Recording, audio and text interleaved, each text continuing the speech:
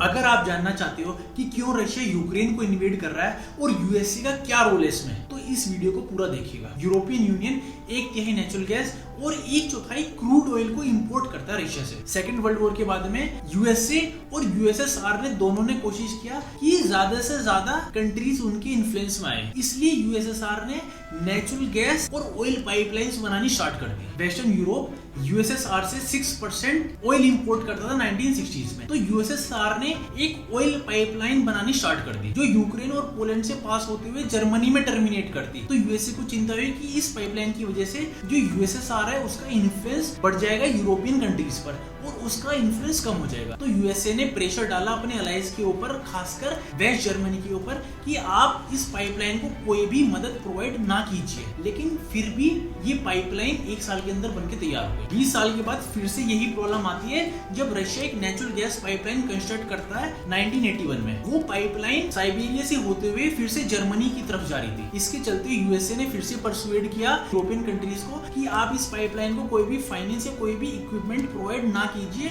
और इस पाइपलाइन को बॉयकॉट कीजिए। लेकिन बाकी यूरोपियन कंट्रीज ने यूएसए की बात नहीं मानी, तो यूएसए ने उन यूरोपियन कंट्रीज के ऊपर सैंक्शंस लगा दिए। इसकी वजह से जो रिलेशन थे यूएसए और बाकी यूरोपियन कंट्रीज में वो खराब हो गए। इसके कारण यूएसए को जो सैंक्शंस थे वो वापस लेने पड़े और जो पाइपलाइन है वो भी 3 साल के अंदर तैयार हो गई 1984 में। 1991 में यूएसएसआर 15 कंट्रीज में ब्रेकडाउन हो गया, जिसमें से 2 कंट्रीज रशिया और यूक्रेन थे। रशिया अभी भी यूक्रेन को हेवीली सब्सिडाइज्ड रेट पर गैस प्रोवाइड कर रहा था जो यूक्रेन को मिलती थी जब वो यूएसएसआर का पार्ट था। लेकिन 2004 में ऑरेंज रेवोल्यूशन आता है, जिसकी वजह से जो प्रो रशियन लीडर था यूक्रेन के अंदर वो बाहर हो जाता है। उसकी जगह पे एक ऐसा लीडर आता है जो यूएसए की तरफ इंक्लाइंड था, जिसकी वजह से जो रशियन गैस कॉर्पोरेशन था वो यूक्रेन से बोलता है कि आपको गैस के लिए पूरे के पूरे पैसे देने पड़ेंगे, जो यूक्रेन देने से मना कर देता है। जिसके चलते Russia north stream project introduce करता है। इसके चलते वो यूक्रेन और बाकी कंट्रीज को बाईपास करके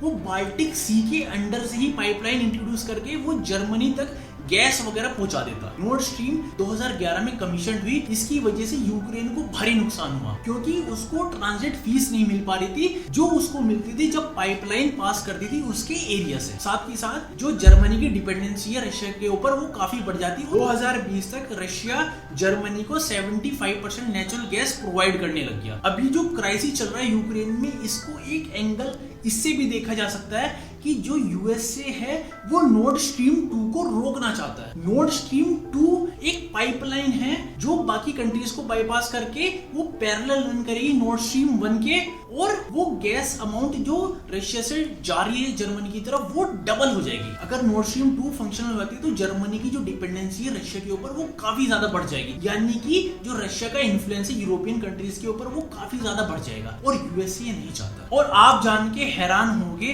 कि यूएसए ने जर्मनी की गवर्नमेंट को मना लिया और ये जो नॉर्ड स्ट्रीम 2 है इसकी ऑपरेशनलाइज को कैंसिल करवा दिया। और एक और बात है कि जो यूक्रेन है वो असर्ट करने लग गया कि उसको नाटो ज्वाइन करना है, लेकिन नाटो ने प्रॉमिस किया था कि वो ईस्टवर्ड एक्सपेंड नहीं करेगा। तो व्लादिमीर पुतिन ने ये ड्रास्टिक स्टेप उठाया और उन्होंने यूक्रेन को इन्वाइट कर दिया। तो मैं रशिया की साइड नहीं ले रहा हूँ, लेकिन मैं आपको दिखा रहा हूँ कि यूएसए कैसे चाल चलता है। और उम्मीद करता हूँ आपको ये वीडियो पसंद आई होगी और आपके व्यूज क्या यूएसए के बारे में कमेंट सेक्शन में जरूर बताएं। धन्यवाद।